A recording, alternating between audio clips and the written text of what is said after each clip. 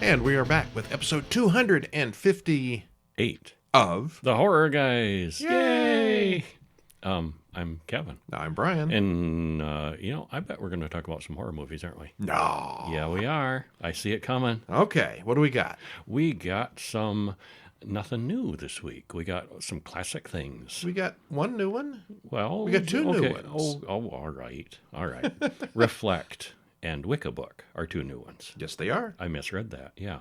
Because Wicca Book was actually an official date of 2022, but it's just getting released now. That threw me off. It's Greek, so it was released in Greece back last year, but it's new for we're the rest just of getting us wind now. of it now. Yeah. Dates are funny sometimes with movies. And then we'll watch the cheery and uplifting movie Euthanizer from 2017. It was really good, but nobody's going to call it cheery and uplifting. It's not a happy movie, no. It's got some dark humor in it, though. I was surprised how much I chuckled in it, but it's pretty grim. Yeah. And then we're all going to die in 1984's Sole Survivor. Well, there's one person who doesn't, but they're going to get it eventually. It's complicated, yeah. And then we go way back to 1935 and watch a classic Bela Lugosi film called The Mystery of the Mary Celeste. Not one of his best, but it was all right. It was all right, yeah. In addition, over at horrorbulletin.com, you can read our reviews of Demons from 1985. The epitome of 80s movies, 80s horror movies, and boy, is that over the top. That was really good. It's a little crazy. Yeah, it's a crazy movie. And also King Kong vs. Godzilla from 1963. That'd be the original one, not the one from a couple years ago. Yeah, so those are over at horrorbulletin.com. Of course, you can read all our other reviews there as well. And then, of course, we got horrorguys.com, which is our main base page that has links to our podcast, which you're listening to, of course. It links to our books, all those good Horror Guys guides. There's like so many books. The Horror Guys Guide to the Horror Films of Boris Karloff. The Horror Guys Guide to the Films of Amicus Productions. The Horror Guys Guide to Hammer Productions, and a whole bunch more. And there's Tales to Make You Shiver, which are some collections of short horror stories. Short stories, yes. Yeah. Written by? Us. Yes. And, of course, there's our monthly magazine, Horror Bulletin, which is all our reviews compiled in one place. You betcha. You get that as ebook or paperback book. You can go to horrorguysshop.com and find links for all that, or you get them from Amazon, Kobo, Barnes & Noble, or any of those book kind of places. Wherever fine books are sold. Smashwords. You ever buy anything from Smashwords? Oh, I haven't in a long time. People do, though. It's still around. It's still a thing, yeah. Yeah. It's an alternative to Amazon. Yeah. Well, we should probably talk about some movies. We got the Wicca Book. It's not the Wicca Book. It's just Wicca Book yes. From 2022. And like I said, it was released new in Greece. Yeah. We're just getting it now. Written and directed by Von Karapetyan. Stars Christos Diamantidis, Nikos Solaridis, Stelina Vogiatsi, and Kika Zachariadou. Yeah, I'm going to hear about those names. In case you couldn't tell, it's an international film. Greek, yes. And this is supposed to be a series of short horror films based on this one idea. And we're just getting the one episode. We just got now. one episode, 22 minutes, and there's a trailer on the show notes. And spoiler-free, what happens? Well, everything revolves around a little book, which is Big Trouble in a Little Package. Interestingly, there is no spoken dialogue. I don't know if that's going to hold up in the whole series, but it does for this one. Yeah, but they thumb through the book. In addition to the drawings in the book, there's messages in there in English to the users. So it's very well made, and we'd recommend it. Yeah. Yeah. Well, not going to spoil it, but, well, okay, maybe I'm going to spoil it a little bit. Because it's so short, it's hard not to. Yeah. A man hears a knock at the door at 3 a.m. There's no one there, but he does find a package containing a book. It's a very old book. You might even call it a Wicca book, full of cool drawings. As he flips through the pages, he starts hearing a baby crying. It's coming from the book. It's not an audiobook. No, Then he sees a dark figure in his apartment, and he becomes part of one of the drawings. Yeah, that was a cool transition, how they did that. A woman then wakes up from a nightmare And later, she and some spelunkers are exploring a cave where they find a pentagram. You know, you explore a cave and find a pentagram, you know you're in trouble. Yes. She, too, soon finds the same book down in that cave. She takes it home, and almost immediately weird things start happening. She looks back in the book, which now says, "Give it to someone else before the sunset." We then see her knock on that first man's door, and she leaves the package for him. That's who did that. You should leave it there. Yeah, probably should. Yeah. Let people see it for themselves. Well, again, this is a Greek-made short horror indie series. There's no spoken dialogue, but the written stuff is all in English. It looks great, and you can always tell exactly what's happening, if not necessarily why. We saw that little time loop thing there where the woman gives the book to the guy who got it in the beginning, so maybe some of these questions will be answered later. Maybe. The special effects and the costumes all look really good, and we definitely liked it. I did. Thumbs up. Yes, thumbs up from both of us. And it's short, which is always good. Yeah. Those ones that are long and drawn out tend to not do so well with us. They get tedious sometimes. Speaking of which, 2023 has Reflect, written and directed by Dana Kipple, stars Dash Katz, Grace Patterson, Dana Kipple, and Jadelyn Breyer. Trailer in the show notes. Spoiler free, it's more of a science fiction thriller than horror. I wouldn't even go that far. Okay, I would. I would call it a spiritual drama with some special effects. Well, there you go. That's a nice way to put it, too. There are things to like about this one. It's made well and looks good on a low budget. There's some fun and some weirdness and some emotional moments that come across, but it stretches out way too long in the middle, and it didn't click well with the horror guys overall. Yeah, it was... I kind of saw what they were trying to do, and and the humor comes across, but then This was sent to us, the horror guys, to review. The IMDb listed as a comedy, thriller, horror film. Mm-hmm. I don't see the horror here. It's pretty low-key. I'm real flexible on my horror films. Oh, I'd consider it horror, but pretty low-key on it. Yeah. All right. Well, let's not spoil the thing to death because it's new and most people probably haven't seen it, but what happens? A woman asks, "Did you find yourself?" about 100 times as the credits roll. And we are introduced to the various characters through tarot-like character cards that tell us about them. I liked that. Yeah, that was a neat start, yeah. Well, Summer calls her friends to see if they want to go on a kind of spiritual retreat. And for some reason, if they make it through, they get a bunch of money. There's it's almost like a contest kind of thing where there's one person who finishes it. If you survive. Yeah. But they laugh that off, like, oh, it's just a game. Well, it gets more serious than that. Somehow Liz gets involved, but Summer doesn't like her. Katie is super hyper and already rich, so she doesn't need the money, but she wants to come anyway. So they're on a road trip, and we get to know these gals as they head off to the retreat. At the Game of Life, the spiritual retreat place, Beale's father asks Beale to take over the show this week. Someone needs to take over. You have to follow the girls, record and analyze them, and transmit to all dimensions. What? Yeah. And he's got this little transmitter thing that's literally tuned into something or someone out there. All they have to do to win is get one thing none of them ever do. His father warns him not to warn the girls.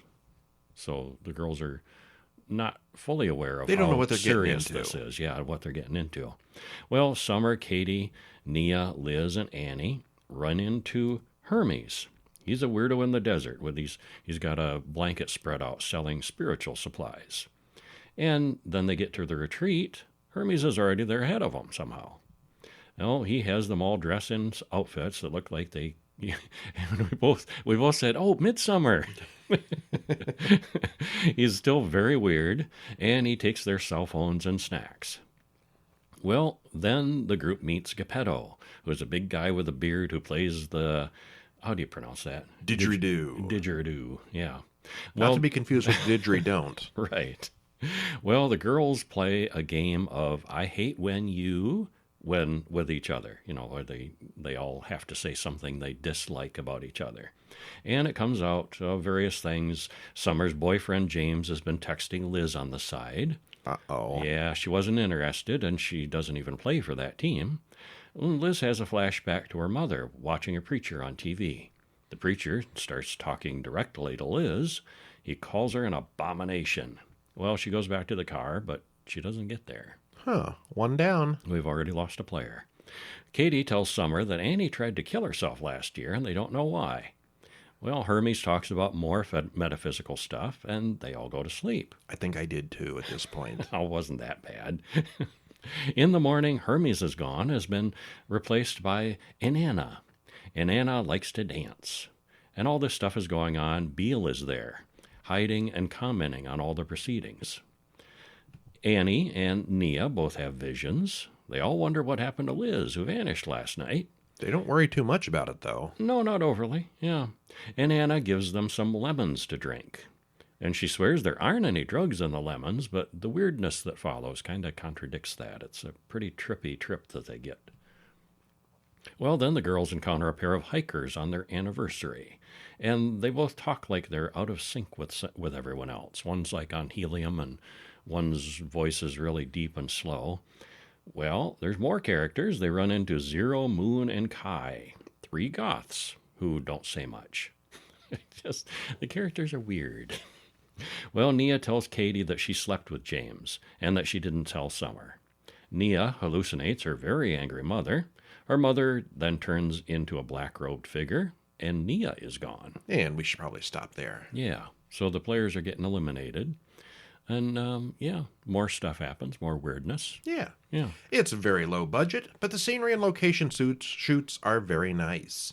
The excellent cinematographer works really hard to make a very talky movie more interesting. Mm-hmm. There's a lot of interesting shots going on here. Yeah, there are. It's full of spiritual mumbo-jumbo that you get in these kind of retreats, which makes it funny when it actually turns out to be a magical situation, but the talking went on for far too long. I mean, you got to have character drama. You've got to have interpersonal talking. But the metaphysical blah, blah, blah, blah, blah, blah, blah, blah, blah, blah, blah, blah, blah. Jeez. My goodness. The interminable spiritual babble goes on, and Kevin, about halfway through, grumbled, "How much longer does this thing go on? It started out so well." Yeah, I did. I liked I thought the beginning was strong. Then the wrap up at the ending was nice. Yeah, the middle was stretchy. Too stretchy. The trailer calls this a comedy sci-fi thriller. It's definitely weird, but I wouldn't call it sci-fi or comedy. I would. There's a couple of laughs. Some of the characters are really weird. I like Hermes. He's just a geek. I chuckled multiple times. It's definitely not horror, though. I mean, the people get picked off one by one, but you never really see what happens to them. Granted, we two guys, horror fans, are probably not the intended audience for this, but I'm not really sure who is. Really spiritual people? Maybe. I don't think so. Yeah. It's a horror. It's not a horror movie. Spiritual comedy, quirky characters. Yeah, it's kind of hard to pin down. Yeah, it had a lot of quirky characters that were funny at times, and the visuals really are quite good. That said, it was tediously talky at times. If you're looking for a satirical look at spirituality and those magical retreats, then give this one a look. Yeah. Now, I think my favorite for the week Euthanizer is Euthanizer from 2017. Uh-huh. Written and directed by Timu Nicki, stars Matti Anisma, Jari Vierman, and Hanamaja Nikender, hour and 25 minutes. Spoiler-free, what happens? And this is an international film, but it was in English. Well, our version was. Was it? Yeah. I'm trying to remember now. Wasn't it? It's Finland. Or was it dubbed? I don't remember. That's terrible. You're going to have to watch and find out. Well, if it was subtitled, it was done so well that we didn't notice. Yeah, you don't mind. Well, this one is an offbeat film with characters who are beyond eccentric. The acting is great, and the script is a wild and weird ride through these people's lives. And you are warned, animals die in this one. He is a euthanizer. And that warning aside, we liked it and would highly recommend it. Yeah. Again, my favorite of the week. Mm-hmm. Well, we are in Finland for this one. And a woman carries a cat in a cage to a man's garage. "Do you euthanize animals here?" "Those two," the man answers. "Oh, what?" Well, she asks if the cat will suffer, and he gives a long speech about how animals in small apartments suffer for their entire lives. No judgment there. Yeah. He puts the cat in the trunk of his car, which has pipes to the exhaust. The cat is going to get the gas. We watch as he prepares the dead cat for burial as the credits roll. So yeah, it's no taking it to the vet this time. It's this guy just does it in his car. Yep. We cut to Petri, a mechanic in a garage. His boss calls him in and says things have been coming up missing, and he blames Petri. Petri has his dog in the car, and he whines that he can't leave that dog alone for a minute. He really hates this dog, but it's his kid's dog, so he has to put up with it. Right. Some men in a diner see Vijo, the Euthanizer, outside, and they don't like the way he talks to Elisa, the woman with the cat. Petri stops in to meet his white supremacist friends, and they talk about the stolen tires that Petri has been bringing them. They all laugh at Petri's dog. So he is really ripping off the boss. Yeah. And another man brings his dog to Vijo. He can't afford to keep paying the vet. Vijo rails at the man for buying the dog from a puppy mill. Vijo says he'll euthanize the dog for free if the man gets into the dog's cage in the back of the car. He then locks the man inside the cage, takes the dog out into the woods, and he shoots it. Afterwards, he lets the man out of the cage, and it's clear that Vijo likes animals more than people and has a strong sense of justice. Yeah, he has a very strong opinions on how animals should be treated. And yeah, it's funny how he constantly struggles with this balance of justice that, punishing and rewarding. And yeah, it's really interesting. Petri takes his dog to the vet to get spayed, but it's 300 euros. He throws a fit and they call the police. Petri doesn't like the dog very much and tells his girlfriend that the dog ran off and got hit by a car. He then makes an attempt to kill the dog with a tire iron, but he just can't do it. Meanwhile, Vijo visits his father, Marty, in the hospital. The old man can't feed himself and has been there a long time. Petri calls Vijo on the phone and arranges for euthanization of the dog. Oh my, this isn't going to go well, is it? No, it isn't. Petri complains that the dog is untrainable and too wild, but Vijo doesn't agree. Yeah, he's obviously a good dog. Yeah. Vijo thinks the dog is misbehaving because of Petro's actions. Vijo takes the dog out in the woods, but at the last minute decides that he's a good dog and can't do it either. He takes the dog home and names him Peaky. He's got a dog now. Well, he has words with the veterinarian, who doesn't like how he does his job. He doesn't like the way she does her job either. Well, a woman comes to have her guinea pig killed, and she finds the process fascinating. Mm-hmm. Petri's boss recognizes Vijo's new dog, and they joke about killing people. Petri flips out in front of his white supremacist friends, and it's clear that he's not quite right in the head. No, he's not. Lotta, the guinea pig woman, comes back with a sickly dog that she found. She thought the guinea pig was so entertaining, she found another animal to kill. It was so much fun, she brought back another one. Plus, she's already sweet on Vijo, too. Yeah. She follows Vijo out into the woods, where he shoots the dog. She's surprisingly okay with it. Afterwards, she asks Vijo for a date. Oh, this was so romantic. Yeah, it was. Yeah. They go for a drive, and he stops to clean up roadkill animals along the way. She asks him if he does this every night, and he answers, "No, on Sundays I watch TV." She's immensely turned on by this, and they have sex in the woods. Yeah, they stop the car, collecting the roadkill, and get it on right there.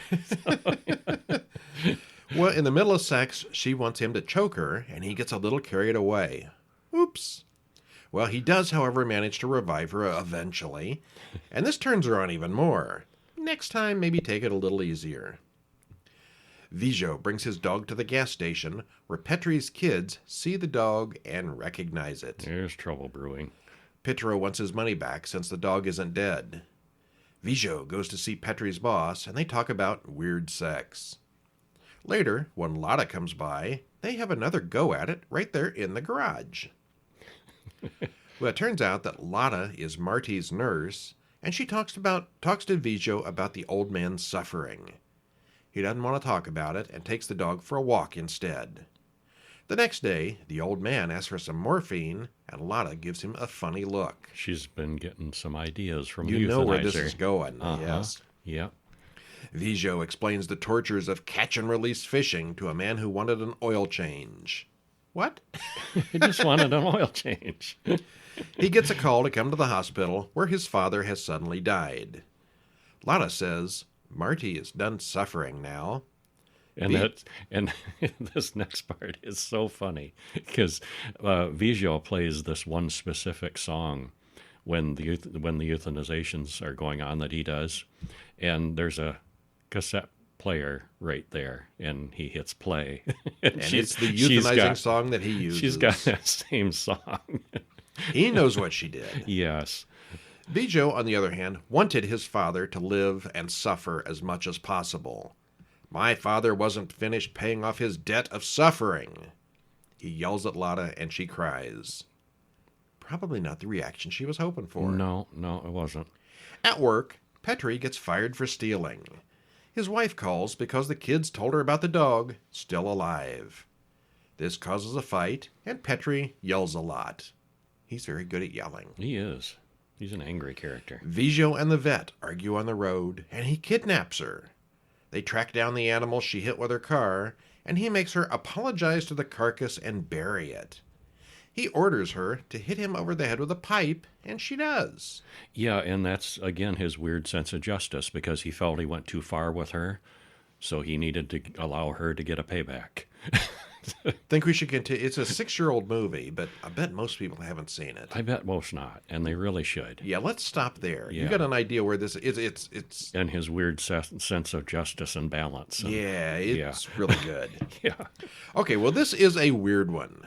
Yes, the dog does eventually die, as do many other animals. Mm-hmm. That's not really that much of a spoiler. You know it's coming. Yeah.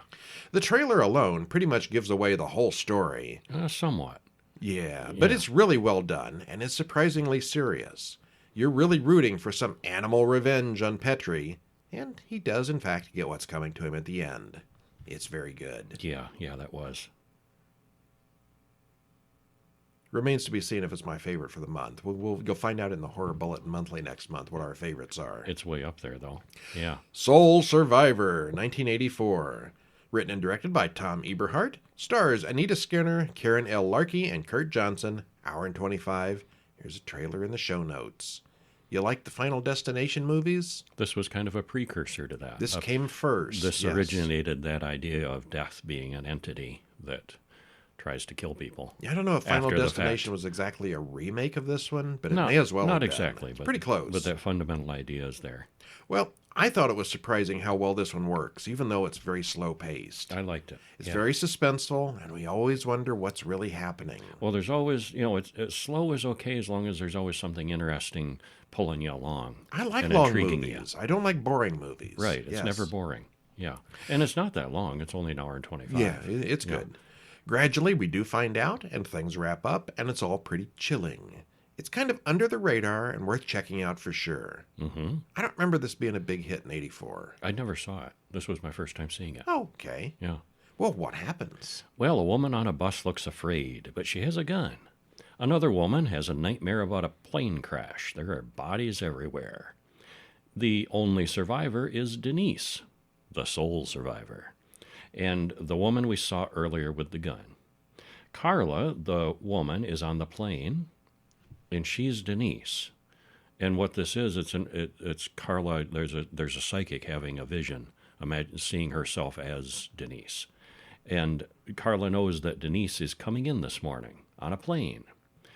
So it's that's an interesting. I liked how they started out with that.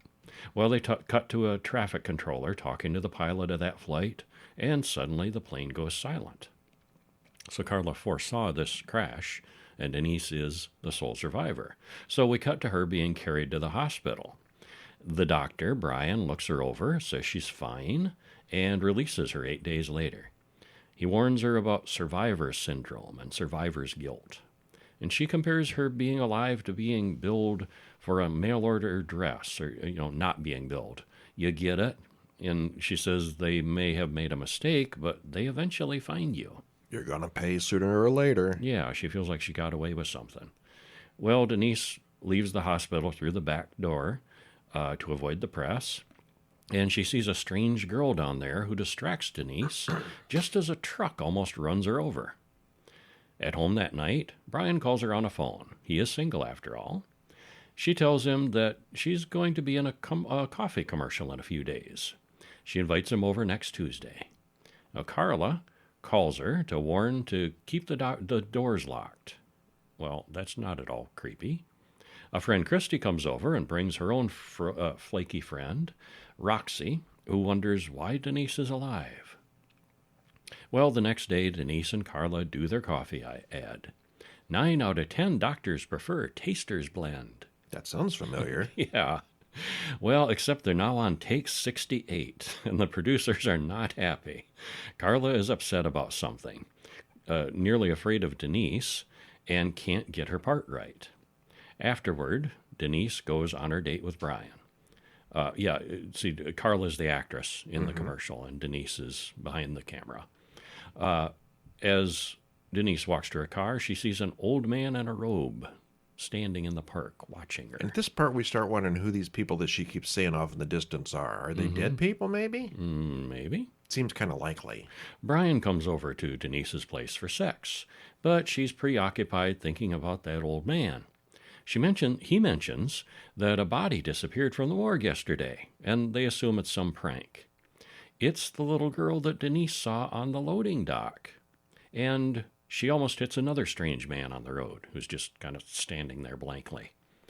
Well, the next day, the coffee commercial still going badly. They can't get a good take from Carla, who is continuously looking at Denise. Carla explains herself. For a while now, she's been having premonitions and dreams of bad things, not just the airplane crash, but other things too, and no one believes her. She says Denise shouldn't have survived that crash, and anyone who knows about it or suspects will be dealt with. Uh-oh. Well, due to a faulty elevator, Denise winds up in the studio's parking lot, where she sees another creepy man, and this one follows her, and she runs away. On her next date with Brian, she talks about her weird feelings, as if she's about to be caught for doing something wrong, like you're waiting for the axe to fall. Impending dread. Yeah, and this movie has some good dread feelings in it, yeah. We cut to some young people playing strip poker at Christy's house. Denise stops by and the party breaks up. Christy sees a strange man outside who drowns her in the swimming pool. Denise sees the man outside and calls the police for help. She identifies the man with police records, but the man she identified has been dead for several days. And they think that Denise is abusing antidepressants or crazy or something. They're just, not possible. Well, Brian talks to the coroner about the dead road inspector who attacked Denise last night. The coroner admits there was some strangeness about how the man died. Same with the old man in the park. It's like they were up and walking around after they died. They're not ghosts. The blood all congealed down in their legs. So they were literally dead and up walking around. Well, Carla calls Denise, begs her for her job back, but Denise can't do it. The crazy psychic apologizes for being crazy and then picks up a razor, but we don't see what she does. Denise takes a cab back home. Afterward, the cabbie sees Christy standing on the side of the road. That's dead Christy. And she stabs him to death. Brian finds the body on the way to Denise's house. He takes the cabbie's gun and rushes to Denise's. We see the cabbie open his eyes. Brian rushes in just in time for Christy to stab him. This is dead Christy, walking around and stabbing people. Denise sees the whole thing and picks up the gun. She runs outside where the cabbie almost gets her, but she escapes back to the city. And we're now in the scene with Denise on the bus from the opening of the movie where she had the gun, which Carla correctly foresaw. So she goes to see Carla. Except for you, there's no one else who knows about it but me, she tells Carla. Well, then Carla picks up the gun and shoots Denise. And we see the fatal wrist cuts as Carla gets out of her chair and back into the tub where she was dead from suicide. Everybody. Yeah. Everybody who's dead is back and killing. Except there's one more loose end. The coroner calls Brian and gets his machine, reporting that he's got a half a dozen bodies whose blood all drained into their legs as if they died on their feet or were walking around. He knows that something is up. Well, as he works on his reports, Christie and several others sit up behind him. And there is one last loose end that's going to be tied up here. Yeah. Well, this was inspired by Carnival of Souls from 1962, which we've already reviewed once, and went on to later inspire The Final Destination from 2000, which we've also reviewed. You can find those by going to the site and doing a quick search. It's very slow-paced and suspenseful. You know something's going on, but not much really happens for the first hour. But since there was only one survivor in this film, they had to drag it out a little bit more than the multiple survivors of Final Destination, but it's exactly the same concept. This one is very low budget, and apparently this coroner does autopsies in a big empty warehouse. It's a big empty space. It's all very slow moving, but it does work, and we both liked it. Yeah, I liked it a lot. Yeah. Yeah. Impressed. What's next? It held up. The Mystery of the Mary Celeste from 1935, which was also known as Phantom Ship.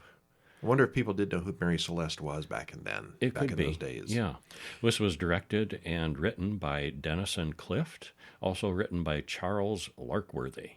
Stars Bela Lugosi, Shirley Gray, and Arthur Margetson. And it's a short one. Run is only an hour and 2 minutes. I like those old movies. They're good and short. They get to the point, yeah. And you can actually watch the whole thing on YouTube. Yeah, this old stuff is just up there. And spoiler-free, it takes a real-life mystery, and they still don't really know for sure what happened to the Mary Celeste. There are theories. There's theories. Well, this gives it a possible explanation. It's well-made, entertaining, heavy on the drama, and it's kind of plausible. Kinda. It's not so way out that it couldn't be the real explanation. Right? Yeah. Yeah, we are told that the story is based on the real-life disappearance of the passengers of the ship Mary Celeste in 1872, which to this day has never been explained. Captain Benjamin Briggs orders Bilson to load 1,700 barrels of alcohol onto the ship. He says there will be no drinking or cursing on this trip, as the captain is bringing his wife Sarah on board. Which is ironic, you load 1,700 barrels of alcohol and say, there's no drinking on board. It's the cargo. Yeah. She'll be the only woman on a ship full of men, which is always bad luck. That's what they say. She mentions that his friend, Captain Jim Moorhead, has also asked for her to marry him. Oh, love triangle. Awkward. Jim comes in, and it's all very awkward. Jim was willing to give up the sea and buy a shop, but Ben never would do that. Anton Lorenzen comes into the bar and orders a whiskey for 10 cents. Those were the days. I love it when people buy things and you know how much it cost back then. Yeah, in 1935. He gives Jack a sob story, but Jack thought he was dead. And actually, this is set in 1872. Yeah. So, yeah. And he looks so much older now and doesn't have a cent to his name. He said he was shanghaied a few years ago and just wants to forget all about it. Ben comes into Jack's place and offers him $5 a head for a crew, shanghaied or not. That'd be like 50 shots of whiskey. Well, he kind of volunteers Hoffman, Harbins, Gillings, Tom, and Charlie, and he promises to send over 3 more men later. This is back in the days when you needed workers, you just went up to the docks and grabbed them. Yeah, Hey, you're with me now. By the time they're on the ship and cast off, it's too late. Ben is ready to cast off and sends Bilson to get the other 3 men. Jack offers to let Anton go, and when Anton hears that Bilson is the mate, he gets really angry and insists on going. He boards and gets ready for departure. There's still 1 man short, and Ben borrows Grot from Captain Jim. Jim talks to Grot. I like that name, Grot. And not once does he say, I am Grot. And suggests that something might happen to Ben on this voyage. Just saying. Just saying, yeah.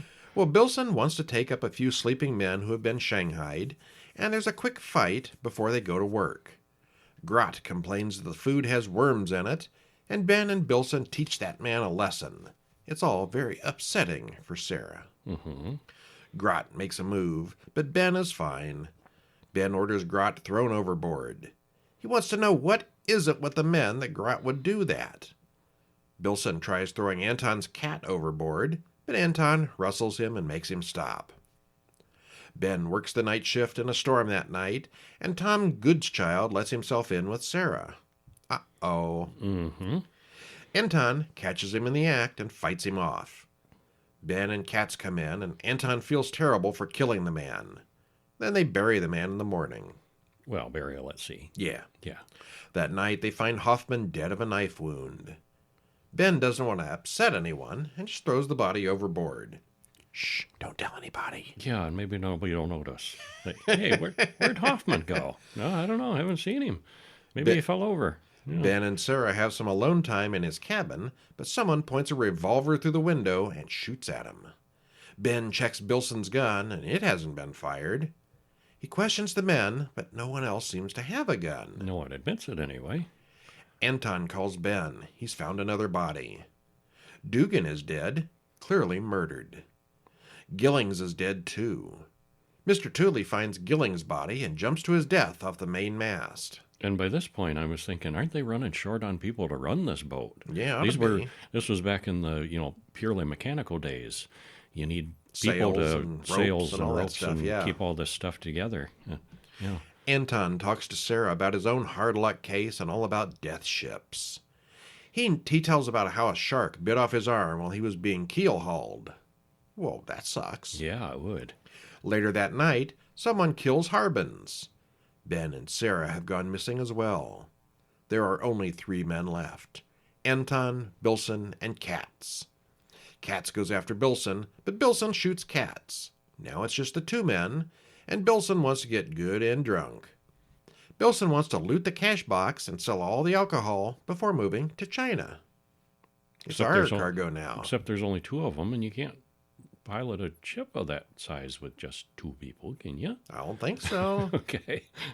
Anton says his name is not Gottlieb, is Lorenzen. He pulls a pistol on Bilson, who recognizes the name. He was shanghaied on this ship 6 years ago by Bilson. Revenge. He admits killing Ben and Sarah, but Bilson is the one he really wants revenge on. Anton shoots Bilson and throws him overboard to the sharks. Anton roars with laughter. He then gets confused and searches the ship for Bilson. Eventually, he either falls or jumps overboard. Well, and then there's no one. The Mary Celeste comes into port, but there's no one on board. And that part is true. No one at all. Yeah, that really happened. Where did they all go? It's a mystery. Yeah, we don't know for sure. Well, Shanghai is like the 17th century version of no one wants to work anymore. so foursome too. This is a seriously hostile work environment with toxic management. Yes, it was. I don't think cargo ships of the 1800s had staterooms big enough for a piano and a sewing machine like this one has. That was impressive. That was some nice quarters. Yeah, you could fit like 5 or 6 more crew in there. Yeah. Lugosi is very quiet here. He's expressive, but his accent keeps him from keeps him from really giving good lines. We know from the beginning that he wants to go on this voyage, probably for revenge, but he also seems far too reasonable to be the murderer. He's like the calm one of the group. Mm-hmm. It moves fast. There are a lot of killings, mostly off-screen, so the crew narrows down quickly. Yeah, it's got a good body count. Yeah, it was hard figuring out who was who in the beginning, but it didn't last long. Yeah. Overall, it was pretty entertaining for being 90-some years old. Yeah, I was impressed. Okay, and that's it for this time. Over at Horror Bulletin, you can read our reviews of 1985's Demons, directed by Lamberto Bava. So very 80s. Very 80s, and also very well done. Yeah, it was. The gore and effects are over the top. It's got romance and action and more action. And a helicopter falling through the roof. Because why not? Yeah. The evil spreads like an infection, so it's kind of more of a zombie movie than Demons, but that's okay. It's a blast. And then also King Kong vs. Godzilla is one of the bonus movies out there from 1963. Directed by Ishiro Honda and Tom Montgomery. It's got not 1, but 2 giant monsters. Plus there's bonus critters. The effects were pretty decent at the time.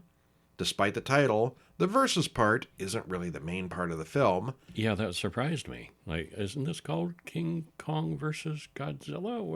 When's that going to happen? Remember Wolfman versus Frankenstein, where they fought for like 3 minutes at the very end? Yeah. Yeah, this is kind of like that. This has that similar vibe to it. I guess the tension builds, and it's building toward this fight and this epic climax of the battle between the two titans. Yes. Yeah. But it's a thumbs up overall with some interesting things that happen. Yeah, I thought so. And we probably should have mentioned this in the beginning. We went to the theater this week and saw Godzilla -1. And loved it. We rarely actually go to the theater for these things. Uh-huh. So many good streaming films. Yeah. Very, very good. We liked it. Mm-hmm. And I think that is one worthy of seeing on the big screen. Oh, yeah, very much. Yeah. That one and I think Shin Godzilla are my two favorites. Mm-hmm. Yeah. Well, Shin Godzilla was my favorite, and now Godzilla -1 is my favorite of all Godzilla movies. All the 600 of them or whatever. All the olds, all the news. Yeah, that's my number one by far. Yeah, very cool. Yes. All right, well, that's our show for this week. Tune in next week where we're probably going to have 4 movies and a short for you. I bet we will. That crazy new format.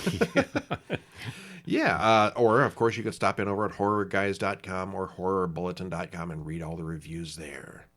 Or you could wait till the end of the month and pick up the book. Ooh, Horror books. Bulletin Monthly, number 28, coming out early in January. Nice.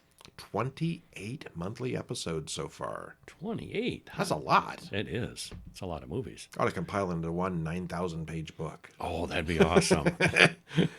Okay, well, I'm Brian. And I'm Kevin. We'll see you next week. See ya.